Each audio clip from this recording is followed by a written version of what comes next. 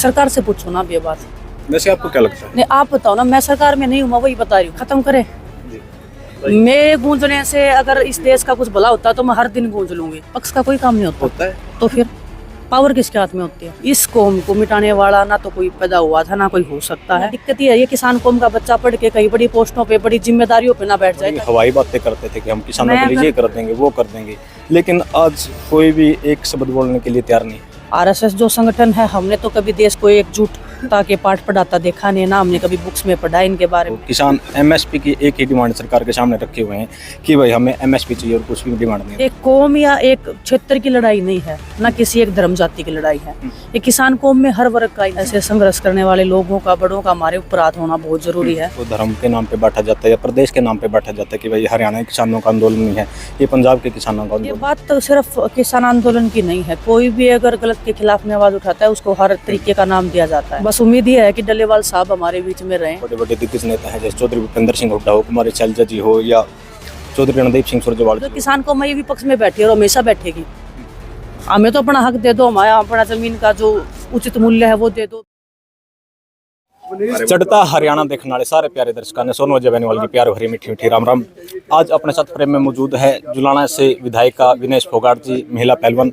विनेश जी बहुत बहुत स्वागत है आपके अपने चैनल चढ़ता हरियाणा पर आपका। धन्यवाद जी। विनेश जी, जैसे आज खनौरी बॉर्डर पर आपका आना हुआ है, क्या मायने हैं, क्या कैसे देखते हो इस आंदोलन को? किसान एमएसपी की एक ही डिमांड सरकार के सामने रखे हुए हैं कि भाई हमें एमएसपी चाहिए और कुछ भी डिमांड नहीं है दूसरी।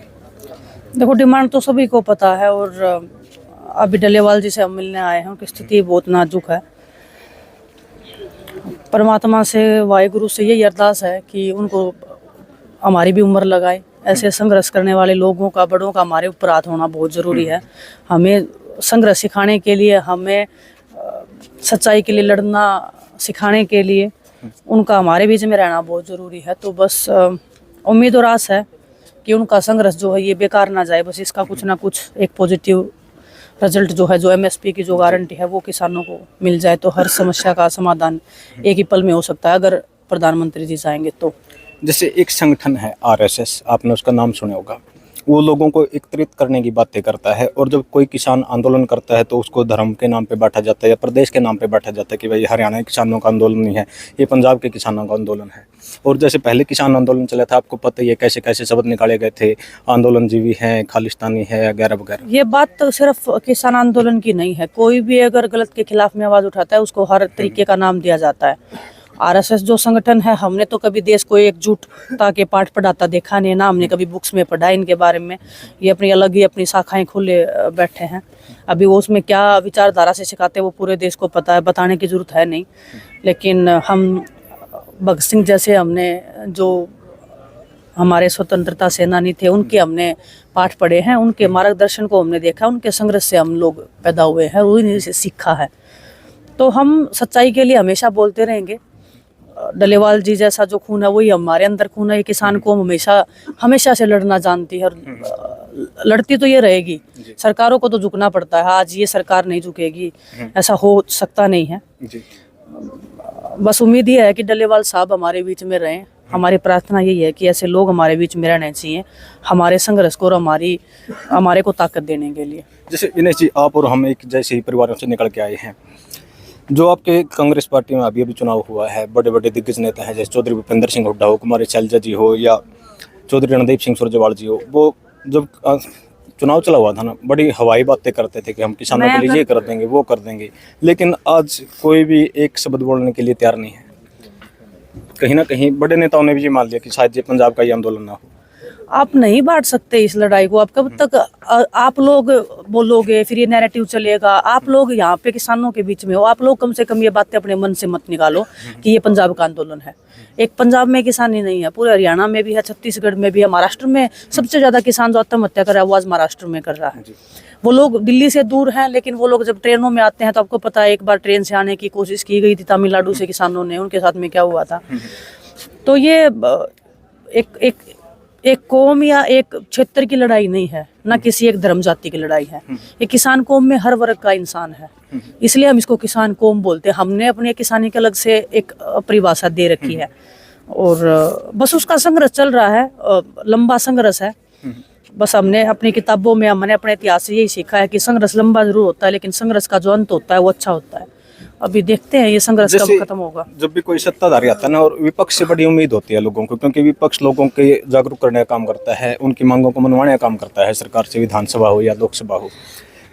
जो विपक्ष है आज, कांग्रेस विपक्ष में है, वो कमजोर है या मौन है, कारण क्या है? पक्ष का कोई काम नहीं होता है तो फिर पावर किसके हाथ में होती है? सरकार के हाथ में होती है पावर। तो हर जो जिसकी भी सरकार है, जिस पार्टी की, उससे अलग बैठा वो हर विपक्ष में है, चाहे वो नॉर्मल इंसान है, चाहे किसी पार्टी से रिलेटेड है। काम तो जो है वो तो सरकार ही करती है ना। हम सब तो लोग जितने भी हैं, चाहे अभी आज मैं पार्टी में नहीं होती तब भी मैं विपक्ष में ही थी, क्योंकि मैं उस पार्टी में साझेदारी नहीं हूँ। जिस कलम से फैसला होता है उस कलम का जो अधिकार है वो मेरे हाथ में नहीं है। तो हम सब लोग, जो किसान को मैं विपक्ष में बैठी और हमेशा बैठेगी, हमें तो अपना हक दे दो, हमारा अपना जमीन का जो उचित मूल्य है वो दे दो। बच्चे जो है वो, हमारे बच्चे भी जो पढ़ाई लिखाई करके अच्छे से, किसान जो है वो भी कम से कम प्राउडली अपने बच्चों को अच्छी से अच्छी पोस्ट पे पढ़ाने के लिए भेज सके, ताकि हमारे बच्चे भी अच्छी जॉब लग जाएं। और सरकारें चाहती नहीं है कि किसान को पैसा मिलेगा, इनके बच्चे पढ़े लिखेंगे तो ये सवाल जवाब करेंगे। इस कौम को सवाल जवाब करना आता है, तो चाहते नहीं है पढ़े, ये उस लेवल तक जाए ताकि ये इनके लिए सर दर्द ना बन जाए। तो सरकारें ये काम कर रही हैं। दिनेश, अगर किसानों को एमएसपी मिल जाती है तो सरकार को क्या नुकसान है इस चीज़ का? सरकार से पूछो ना अब ये बात। वैसे आपको क्या लगता है? नहीं, आप बताओ ना, मैं सरकार में नहीं हूँ, मैं वही बता रही हूँ। क्या नुकसान होगा एमएसपी से?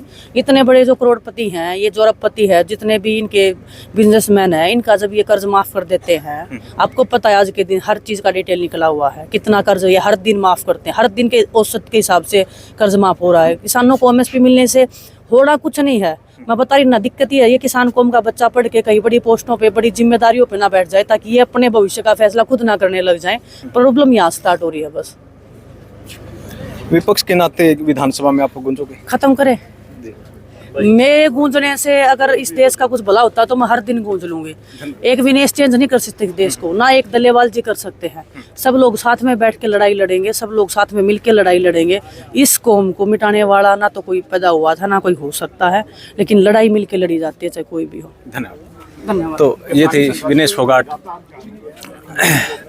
महिला पहलवान विधायिका जुलाना से। आपने इनकी पूरी बातें सुनी। एक सभ्य कमेंट के माध्यम से आपकी प्रतिक्रिया का इंतजार रहेगा। तो जुड़े रहिए ग्रामीण अंचल की बुलंद आवाज चढ़ता हरियाणा के साथ। जय जवान जय किसान, राम राम।